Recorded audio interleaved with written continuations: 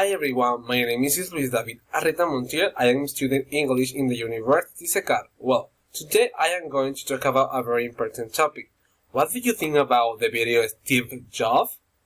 Well, in the video that is shown by the Steve Jobs is very interesting because I think it's a speech very from my point of view, and we do see an excellent and touching and very beneficial learning of English, where it also shows the content struggle of my goal, that is which achieve according to the question, what are factors that really matter in life?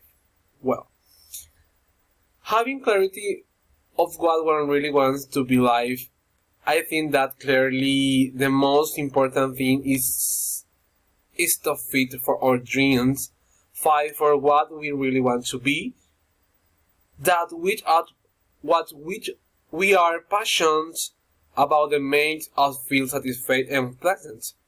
Well, according to Speed of the Job, he said that at some point life hits our heads with a hammer. Do not lose fight.